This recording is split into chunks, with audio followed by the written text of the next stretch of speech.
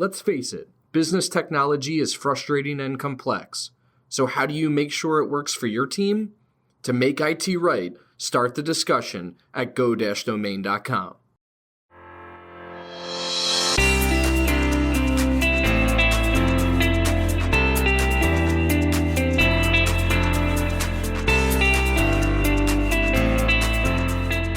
You're listening to Discussions by Domain, a podcast for business leaders. Our discussions may be with people you've probably heard of before, but the majority of our guests are in the trenches, professionals like you and I, with the same challenges and struggles of keeping up in the Northeast. They're implementing strategies, overcoming hurdles. They're leading the fastest growing businesses in our region. My name is Anthony DeGraw, Director of Partnerships at Domain Computer Services, and the host of this show. When I'm not talking with business leaders, you'll hear stories from behind the scenes of Domain and the ups and downs of our own growth journey, as we intend to take over the world. Just kidding. Well, maybe. Let's get into the show. Welcome to another episode of Discussions by Domain. I am your host, Anthony DeGraw, Director of Partnerships at Domain Computer Services. It is the week of December 28th. Monday, December 28th. It's the final 4 days of the year here. I have Jeremy Davis on with me, our sales rock star out of Conshohocken, PA. He's been with us three and a half months now. I know some of you have gotten to listen to our episodes together on sales, marketing, all different types of stuff that him and I have done together in the initial months here. And we're excited about where this year ended and looking forward to 2021 as well, and kind of what we have going on here. But Jeremy, I wanted to shoot this final episode of the year today on Monday, December 28th. And Jeremy has a couple of topics he wants to talk about, go over. This is going to be a live conversation between him and I. We're going to talk about some of the things we're looking at personally for the new year as well. And we'll go from there. So Jeremy, welcome back. Thank you, Anthony. It's great to be back. I know we want to chat about our intro conversation here around 75 hard, so don't let me forget about that. But yeah, I thought we could just take a relaxed session here to talk about the year, reflect on it, more importantly, as we move into 2021, talk about those projections. But the reason I had this thought, Anthony, as I mentioned to you, is we talk to a lot of businesses all the time, and every business is so different in how they've been impacted this year. Some are hurting, others are doing better than they've ever done. And so the projections for 2021 are obviously different company to company. At a real high level, how was Domain impacted, and how are you projecting as we move into 2021? Yeah, it's a great question. And Domain in general had a very good year in terms of a lot of different areas. When I say that, I don't just mean revenue. Has Domain been able to grow? Yes, we have. Have we been able to remain profitable and employ all of our people and pay and all of those things? Absolutely. But Domain has had an incredible year outside of that, in terms of just, even if there wasn't a pandemic going on. We've hit some really big milestones this year, and we've gone through a lot of different things that I think even in a normal year without a pandemic would have been very interesting and successful, however you define that. So let's get into it. We had coming out of 2019, like one of the best years we've ever had in terms of bringing on new clients, just new logos, new organizations that wanted to partner with us in 2019. It was a great year. And then as we eyed 2020, it was kind of, where are we taking this company next? What is the plan for Domain in 2020 and beyond? Maybe more of like a 3 to 5 year vision than so much a 1 year vision. And we had decided based on our peer group in IT Nation Evolve, it's called, it's part of the ConnectWise ecosystem. There's a lot of mergers and acquisitions going on in our business. Private equity is coming into our space, and there's a lot of consolidation. As I mentioned on some of our calls, a lot of these managed IT service providers like us started around the 97 to 2002. You could broaden that, so call it 95 to 2005 timeline. That decade was really when businesses started to connect their offices. They started to connect to the internet. They really started to make their businesses come together and then get onto the internet, which created the need for individuals to come in and help them do that. Those individuals now are, been in business 20, 23, 25, 30 years, and they're either at the retirement age where they're looking to sail off into the sunset, or some of them are just, I've been doing this for 25 years. I'm ready to try something else or do something else. And very similar of what was going in our peer group and our own organization and whatnot. So we came into the new year of, what does Domain look like in 2020 and beyond? And we wanted to go down this path of, we have really good employees. We have really good customers. We have really good customer satisfaction. We have really good employee satisfaction.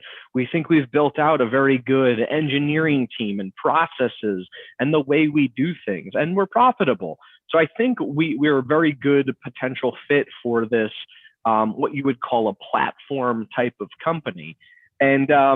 And we decided that we wanted to be that. We wanted to go down that path, whatever that may look like. And there's many different avenues of what that potentially looks like. But I think the biggest step is that we decided it, and our whole team was on board. Meaning this wasn't just, the CEO of the company deciding I want to do this and everybody else is coming with me. No, the entire company, the leadership team of the entire company decided that this is the path we wanted to go down. This is the path that's going to give all of us a lot of opportunities in the future. So that was kind of the mindset rolling into 2020. Then I believe in New Jersey, it was March 16th, Governor Murphy announced that New Jersey was going into a quarantine lockdown, and that kind of changed the world. I think we had a letter of intent out on a potential merger in early January, and we're expected to close that by the beginning of March, and all of that got put on hold. So we sat on hold for that about 3 months as we worked through what that meant for our customers, our employees, and whatnot. And then decided that after about 3 months of doing that we were fine, we were good, they were good, and we decided to execute on that merger. As you guys know, if you've been listening to the podcast at all, you've seen kind of the announcements of that and where we're going if you follow us on social. So we merged with a company called Tier 1 Technology Partners out of Owings Mills, Maryland, which is northwest of Baltimore.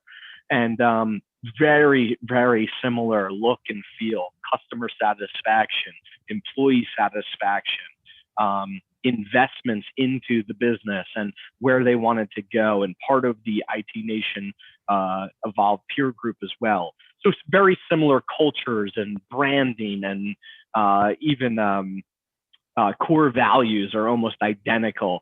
So it was just a very good natural step for us to join our two organizations together. We'd been drinking from the same Kool-Aid, as you could talk, or same cooler. I forget. We've changed that saying a million times.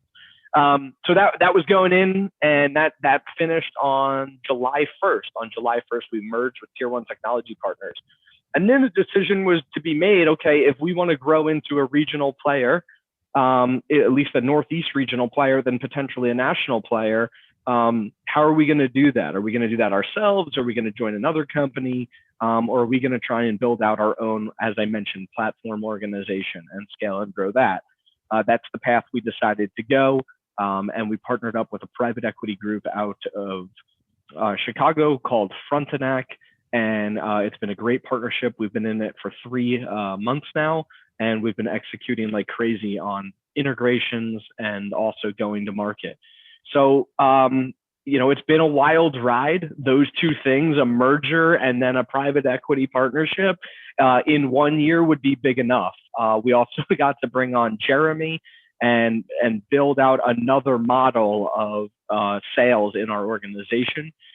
We were able to blend the branding and have a big branding announcement on January 11th that'll be coming out. So really cool things going on, and as well as we've been able to still grow the business. As most people know, that technology has been vital to companies that are trying to work remotely securely, provide the best things to their employees so they can continue to serve their customers. So that's what we've been up to. I don't know, Jeremy, if you've had anything to add in your 3 months of being with Domain, 4 months now. Yeah, as I'm listening to you answer that, I think to myself, I joined at one of the most exciting times, and it really has felt that way for me in these first 3 months. It's I can attest to the culture and the focus on culture here, how important that is staying to the executive team as we look to continue our growth. But yeah, I can just echo the sentiment that I'm beyond excited for 2021.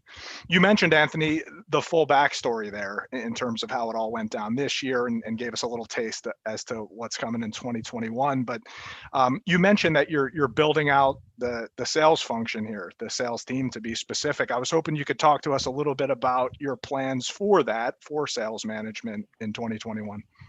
Yeah, so Domain and Anthony and Domain's marketing team, led by Adele Strauss, have always took a little bit of a different approach to sales and marketing since I've been here.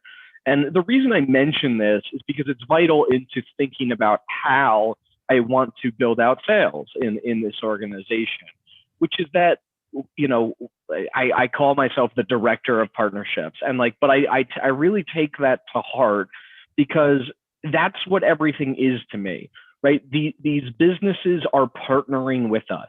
They are going to, on most likelihood, be with us for 5+ years. This is not a managed IT services, and your IT partner is not something that you switch like your car insurance every 6 months. It's just too vital to your organization. There's a heavy lift to do this, and we know that. So when I talk about partnerships, that's the way I look at building out our sales organizations.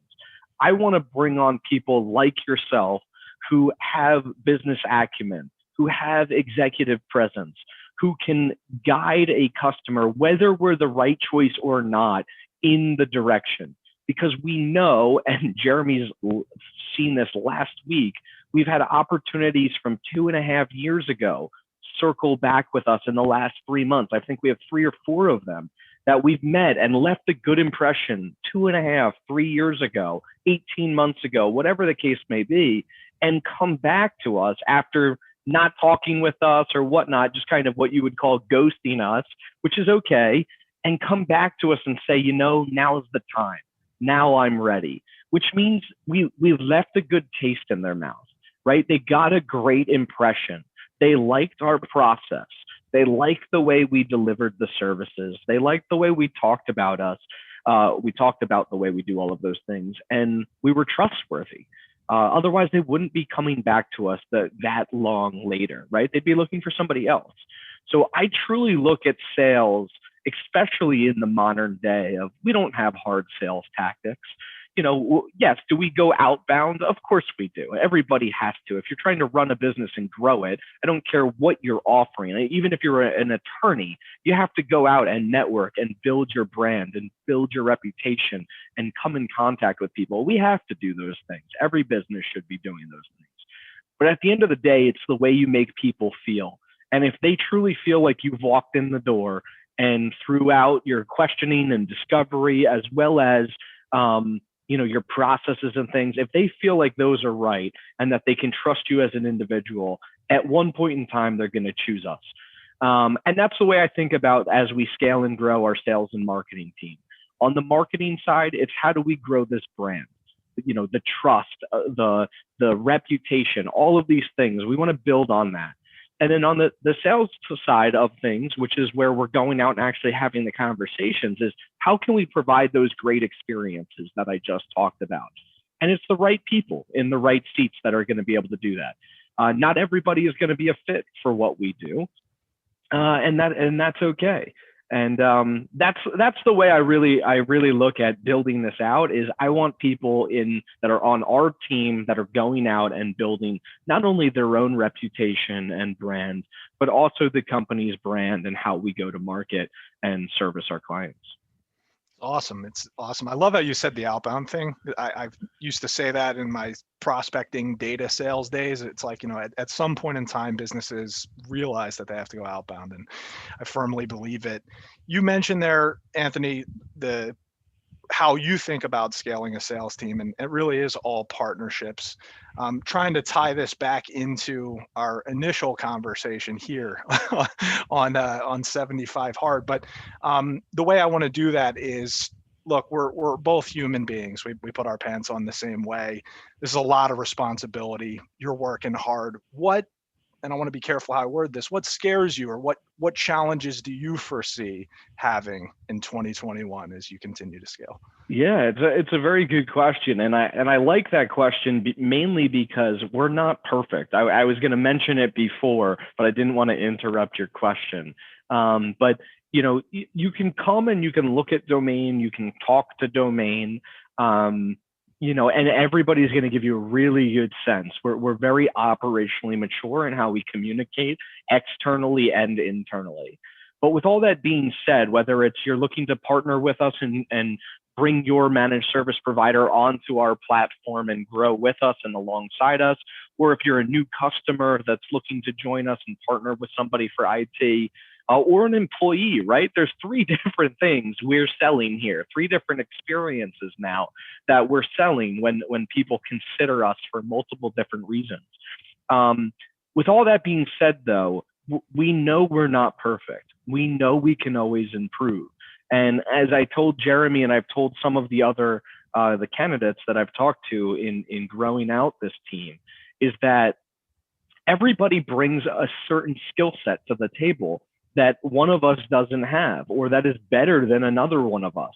And that's only going to improve us. And I would say the same thing about the customers that we bring on, right? They have skill sets and expertise in other areas that we do not. Same thing with other managed IT service providers. All of these things where what I'd like to say is we're not perfect. We know we can always keep learning from everybody that joins our organization. And one of the best things to me is that somebody can join like a Jeremy and bring a skill set from his past experiences and make us even better than we were just 3.5, 4 months ago, which is amazing. So, to answer your question directly about, I think it was, what am I nervous about or scared about? Exactly. For me, it's scaling and growing a sales team. That's what it is, right? There's a lot that comes along with that. There's a lot of personalities in the room. Fine tuning our process and our communication internally with all the departments we need to. Anthony has those relationships built in. I need to be able to transfer those relationships, right? The next thing is training and development. Do we have some tools in place? Absolutely. Do I have things in my head? Absolutely. Do we have vendor partnerships? Absolutely. That all could bring something to the table. Are we executing perfectly on that? We're not. Am I going to get it right out of the gate? I'm not. But we're going to do our best. And through tools like 360score.me, where Jeremy can provide me feedback on how I'm doing, and so can the rest of the team, we're going to get better and better. And I just try to remain humble and listen so that we can execute on that. So I think, to me, Jeremy, that's the number one thing is scaling this team, but doing it correctly and allowing everybody the chance for success. It's awesome. To put you in good company, what I'm scared about or nervous about is it ties into the feedback you gave me on one of my evaluations recently. And important to note, I strive to get better as a sales professional and as a person. So I take evaluations seriously. And it was one thing we kind of agreed on, Anthony, was strengths, weaknesses. One thing that we agreed on, though, was get yourself out there, get uncomfortable. And this is common anywhere you go. It's not just Domain, especially when you're new. And so that's been my initiative, and I've taken it seriously. But I know that with that will come uncomfortable moments that I will grow from, and the pains of that. So as much as I'm nervous about those things, I'm certainly excited about them as well, which finally ties into what we opened up with here. And that was that I started this meeting by telling Anthony I stumbled across a book that I want to read. And that doesn't happen too often for me, where I see a cover and I know I want to read it. And the title was The Courage to Be Disliked, which got us on a conversation about 75 Hard. And Anthony has a much better sense of 75 Hard. Yeah, so it was super interesting how this came about. I was telling Jeremy in return how I used to be really into books and an avid reader of mostly personal development, personal financial, all those types of like personal books. I forget what those are, nonfiction books, I guess is the best way to state it. And I don't know whether it's due to children or kids or whatnot. I just have not. I still have purchased a significant amount of books. I've not been able to fully read all of them. And it's not because I don't have the time. I've sat down to read some of these and I just can't get all the way through them. So anyway, I was telling Jeremy that. But one of the things I've been monitoring, which I came across via social media, as well as his name is Andy Frisillo. His podcast was called the MF CEO. All letters, M as in Mary, F as in Frank, CEO, all spelled out, podcast. And I came across him in the past, listened to a bunch of his stuff, very to the point, straight, hard language type of guy, kind of no nonsense approach to life and things in general.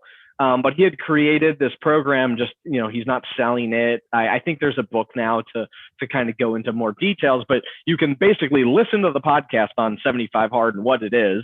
And you can also just then go execute on it. You don't have to purchase anything. There's no special food or diets or anything, which makes it interesting to me. Usually behind these things is somebody selling some kind of course or something, right? So anyway, 75 Hard, let's just go over the rules of it. I'm just going to read them straight from the internet here. It's very simple. Like I said, there's nothing to sell. It's very simple. So it's really about mental toughness and creating discipline. The benefits of it mean weight loss and better mental clarity and things like that. But the main point of this is just to hold yourself to a higher standard for 75 days. That's why it's called 75 Hard. And the results, the outcomes are one thing, but the real reason for it is to really get to the next level on discipline. So here we go. 75 days straight. Follow a diet. 0 cheat meals for the entire 75 days. And to further clarify this, he says, I don't care what kind of diet it is. It doesn't matter to me what it is. I'm not selling you a diet, just follow a diet. And he says no cheat meals. So you can't follow one of these diets that have some sort of cheat meal built into them. And I think along with that is, limiting sugar, obviously. And then number 2 is no alcohol. There's a no alcohol component of following a diet. Number 2, work out 2 times a day for at least 45 minutes. So in general, most people struggle with just 1 workout a day. He's upped that to 2 workouts a day. But the key point on one of the 2 needs to be outside. So you can't do 2 in your basement. You can't do 1 in your garage and 1 in your basement. You can't do 1 at the gym and 1 in your basement, right? Or 2 at the gym. 1 needs to be outside and 1 can be wherever else. So Jeremy and I both live in the Northeast. It's getting pretty cold out. So, I read into kind of how he completed this, and, the 1 outside could just be a 45-minute walk with your dog or something like that, right? It doesn't have to be, we're not talking about lifting weights outside or things like that. It could be riding your bike. It could be a walk. It could be basic things, but one of them has to be outside, rain or shine, which is interesting. And the whole point of this, to back it up, it's not about weight loss. It's about mental toughness and discipline. And it's a lot harder to walk outside when it's 11 degrees and windy than, just sitting in your basement. So anyway, that's number 2. So number 1, follow a diet, 0 cheat meals, no alcohol. Number 2, work out 2 times a day for at least 45 minutes each. 1 has to be outside. Number 3, drink a gallon of water per day. So one of these things for me, where I have all the water bottles in the world, I'll go a week straight of drinking 7 of those water bottles, right? Or a couple of them, and I'll be peeing every 34 seconds. But I've never consistently done it. So 75 straight days of drinking a gallon of water per day. Number 4, something Jeremy and I were talking about, read 10 pages of a nonfiction entrepreneur book. And this is kind of how this topic came up. Jeremy was telling me about a book he wanted to read, me and then return telling him I haven't been able to stick with a book. And the transition for me was around this point was, if I just read 10 pages a day, I don't need to think about completing books. I just need to think about reading 10 pages a day, and I will end up reading that full book.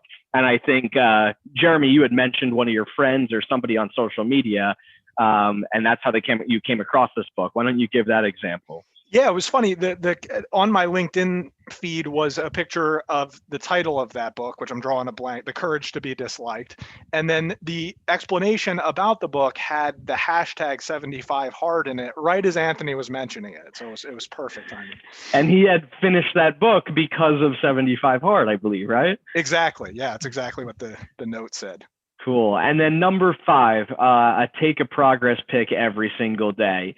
And the point of this is, one, not only to document and track the improvements that you're making, but it's also to show you that these things take time, right? And I think there's some sort of study or book on the number of days. I think it's 21 days maybe to create a new habit. And his thing on that was that, and like, why was it 75 versus 21? And his thing on that was that, like, most people stop doing something after, like, I think it was like 5 or 6 weeks. And it was like, so 21 days, yeah, you may do it for 21 days, but you're not going to do it for the rest of your life. So that was the thought behind 75, and almost like doubling it, if not tripling it, to get to a serious number. And then finally, it's, if you miss any one of these at any time, you have to start back at the beginning. So it's pretty insane. You can go to 75hard.com to check it out. I think by way of public shaming and Jeremy holding me accountable, I think this is me saying that I am going to start that on the typical January 1st date, and execute on that. So Jeremy, it's up to you now and the whole audience, because they're all hearing this, for me to go out and get this done. Jeremy, question for you on all of this, because this is the first time you're really hearing it. What about those 5 things scares you the most? Yeah, I was trying to think. If I'm being honest, I do a lot of it not on a daily basis, but the outside workout, to your point, I did that in the warmer weather during the lockdown and loved it. That is tough, but it speaks to a much bigger point. That the reason, I think, in the messaging around the book I mentioned, it was like, if you go to bed and your phone is dying, but you don't plug it in, do you expect it to be charged when you wake up? And the idea was that we think just by resting or shutting down or unwinding, we're recharging, and we're not. So Anthony, I'm committing with you to at least 75 days of this to start the new year. But the outside workouts are going to be gold. Yeah. So this is awesome. We haven't much shared, personal development type of things on this podcast. Too much here and there in terms of sales and marketing, but this is interesting. I think it's a way for all of us to reset, very similar to Jeremy. During quarantine, there was probably a 2-month period, maybe 3-month period, where I had worked up from 0 miles running to over 7 miles running. Almost every other day. And then I don't know what happened, but I went back from 7 miles to 0 miles again. But even like taking my son on a run was amazing, or my dog, or things like that, just going and seeing the water in the town that we live in. But anyway, this is interesting. I'm excited to do it with you. We can track our progress together and maybe have an internal Microsoft Teams between you and I called hashtag 75hard. From my research and listening to the podcast episode, which I would recommend everybody go and do, do not listen to it around your children. There is profanity used. He's very, very outright with his language. But that being said, there is follow-ups to this as well. There's actually a year program that he kind of followed this up with of 4 total parts, with breaks in between to be on purpose, meaning kind of want to slip off the wagon and then make sure you can get back on it after those. So Jeremy and I will keep you updated. Maybe Jeremy will do like a monthly update on where we're at. Let's do it. Let's do it. So we'll, this is a great way to end. We're very excited about what we've done in 2020. I hope, we wish everybody that we work with, all of our partners, our customers, everybody that we've been doing business with, a happy new year. And I think 2021's got a lot in store for us. And it looks like we're on the positive slope increase here across everything that's going on. And we wish you all the best. Thank you, Onward Jeremy. and upward. Thanks, Anthony. Happy New Year. Happy New Year. See you, man. See you, man.